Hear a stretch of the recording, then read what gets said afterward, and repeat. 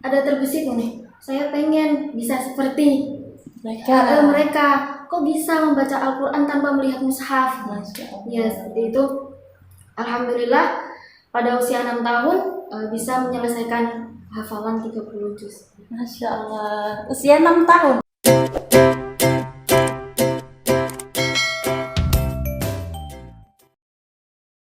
Assalamualaikum warahmatullahi wabarakatuh. Sahabat obrolan Gayung KUA Kecamatan Sedan, Kabupaten Rembang. Jumpa lagi dalam obrolan Gayung KUA Kecamatan Sedan.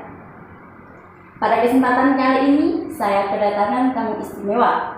Beliau merupakan juara dari Musabaqah Hifdzul Quran tingkat nasional. Siapa lagi beliau kalau bukan Neng Durratul Muqoffa. Mari kita ngobrol langsung bersama beliau. Assalamualaikum Neng Ova. Waalaikumsalam warahmatullahi wabarakatuh. Apa kabarnya Neng Ova? Alhamdulillah baik dan sehat. Alhamdulillah. Baik Neng Ova, mungkin sahabat obrolan Gayung ini penasaran siapa sih sebenarnya Neng Ova ini? Boleh sedikit memperkenalkan diri kepada sahabat obrolan Gayung KUA Kecamatan Sedan. Baik. Perkenalkan, nama saya Durratul Muqoffa. Saya anak kedua dari 11 bersaudara.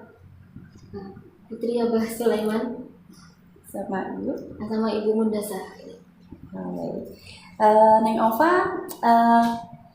Ova ini kan menjuarai juara Hifdzul Quran tingkat nasional. Tentu nama Neng Ova sudah melambung di Nusantara. Nah, Neng Ova, boleh nggak sih diceritakan kepada kita bagaimana Neng Ova ini mempersiapkan diri sebelum melakukan ini perlombaan? Tentunya dalam mempersiapkan sebelum perlombaan, karena saya mengikutinya adalah cabang Hifdzul Quran. Jadi setiap hari mempunyai target untuk memurojaahnya. Selain itu juga tes seperti diberikan pertanyaan lalu kita melanjutkan. Itu kalau di rumah biasanya dites ibu atau anak-anak pondok juga. Oh gitu. Jadi selain mempersiapkan hafalan atau murojaah ini, tentunya persiapan mental juga perlu dong. Ada nggak sih tips dari Neng Ova sendiri ketika maju ke atas podium kemudian mengalami grogi? Pernah? Kan setiap manusia itu kan pasti manusiawi ya, grogi gitu. Kalau saya sebelum tampil mengambil nafas panjang-panjang gitu.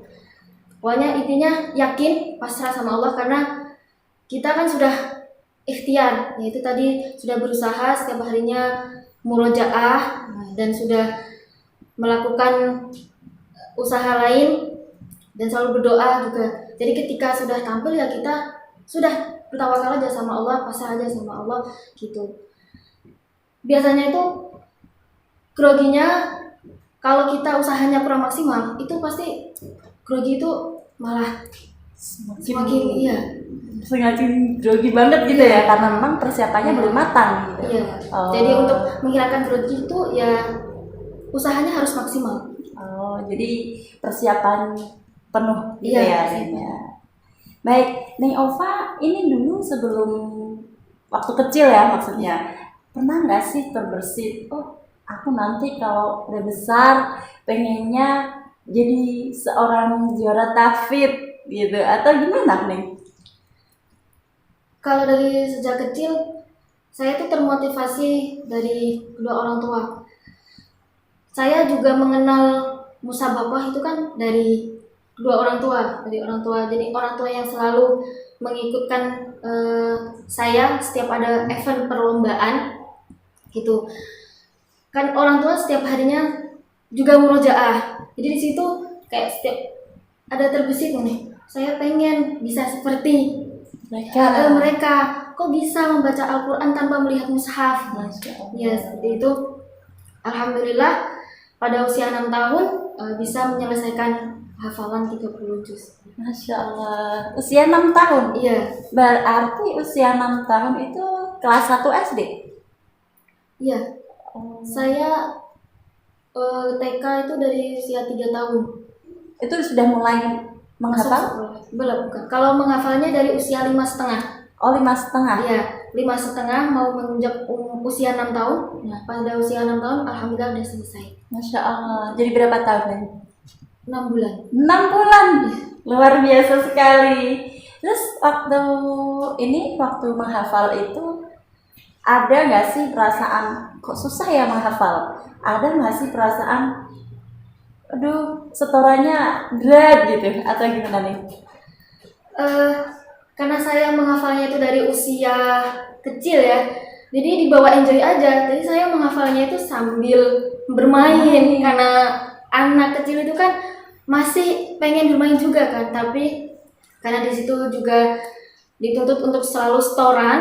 Nah, setorannya itu kan pagi dan sore, jadi menghafalnya itu sambil naik sepeda. Kalau dulu saya Al-Quran itu ditaruh di keranjang sepeda. ya, jadi berjalan itu sambil melihat ya. Wah, luar biasa. Jadi biar bisa sambil bermain dan juga menyelesaikan tugas itu. Oh gitu. Jadi Neng Ova ini dulu riwayat pendidikan formalnya di mana saja? Kalau pendidikan formalnya di MI Negeri Sedan sama di kampus Universitas Wahid Hasyim Semarang. Oh, sampai di Unhas. Iya. Jurusan prodi PAI. Magister. Alhamdulillah. Luar biasa nih Ova. Baik Neng, gimana sih tips menjaga hafalan ini buat para generasi yang sedang berjuang untuk mendapatkan 30 juz bil ghaib ini? Ya. Untuk tips dalam menjaga hafalan Al-Quran, tentunya yang pertama, jadikan Al-Quran sebagai prioritas. Yang kedua, membuat target murojaah, istiqomah. Nah, ini istiqomah itu kan ada yang sering kita jumpai ya, sebuah kata-kata yang susah, yang mudah diucapkan tetapi sulit untuk diterapkan. Nah, maka agar istiqomah ini terwujud, dalam membuat target murojaah sedikit-sedikit, kan sedikit tapi langgeng. Sebagaimana firman Allah, ayyukum ahsanu amala. Siapa yang paling baik amalnya itu. Misalnya dalam sehari membuat target minimal 3 juz. Nah, itu kan lebih baik daripada yang banyak, misalkan 10 juz sehari gitu, 10 juz sehari tapi besoknya libur, besoknya lagi malah lebih menurun lagi gitu. Nah, itu lebih baik yang 3 juz sedikit tapi langgeng gitu. Nah, dengan kita membuat target itu berarti kita harus tanggung jawab. Nah, kita harus tanggung jawab dengan target yang sudah kita buat, dan membuat target itu harus disesuaikan dengan kemampuan dan aktivitas kita.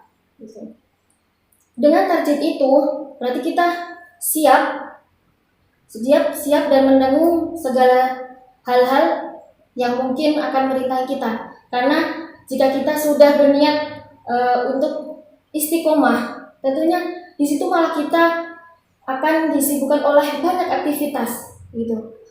Karena di situ kan Allah akan menguji kita, apakah kita itu benar sungguh-sungguh dalam menjaga hafalan. Makanya sesibuk apapun kegiatan atau aktivitas, luangkan waktu untuk murojaah Al-Quran. Kalau misalkan sehari tidak bisa menyelesaikan target itu, berarti kita harus menggantinya keesokan harinya. Intinya target itu harus selesai. Jadi sebenarnya kita itu harus bikin target diri ya. Intinya gimana supaya segera selesai hafalannya, setidaknya misalnya per hari 1 lembar atau mungkin target utamanya gitu ya. Target murojaah.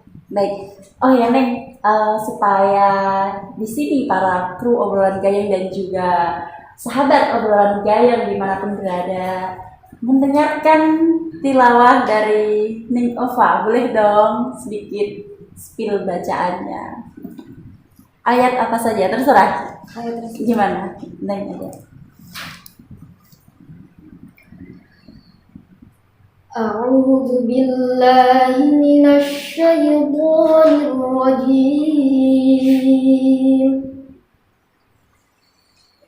بسم الله الرحمن الرحيم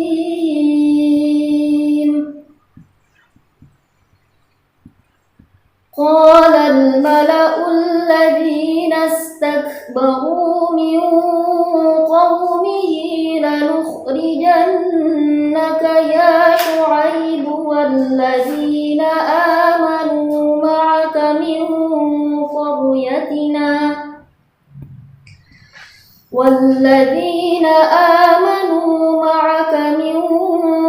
قريتنا أو لتعودن في ملتنا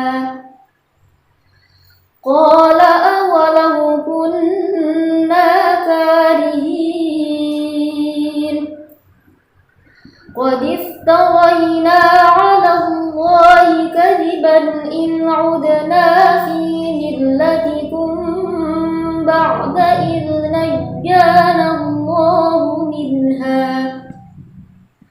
وما يكون لنا أن نعود فيها إلا أن يشاء الله ربنا وسع ربنا كل شيء علما على الله توكلنا ربنا افتح بيننا وبين قومنا بالحق وأنت خير الفاتحين صدق الله العظيم. Masya Allah, luar biasa sekali nih. Sudah merdu bacaannya juga, dari makhraj dan tajwidnya juga enak didengar. Baik, Neng, dari sekian lomba yang pernah diikuti, ada gak sih kesan yang bisa dikenang hingga sekarang? Mungkin waktu itu yang juara ini di mana, saya di mana gitu loh, Neng. Ada gak sih? Kalau untuk saya sendiri, kesan dalam mengikuti lomba tahun 2016 dan tahun 2019 saya mengikuti MTQ lomba tingkat mahasiswa, yang dimana pas tahun 2016 itu saya diuji karena harus saya sedang sakit. Oh Iya. Jadi itu saya sedang sakit, tapi karena saya mendapatkan amanah dari Provinsi Jawa Tengah menjadi utusan untuk mewakili cabang Hafdzul 30 juz, maka di situ saya harus tanggung jawab dan saya tetap berlatih terus.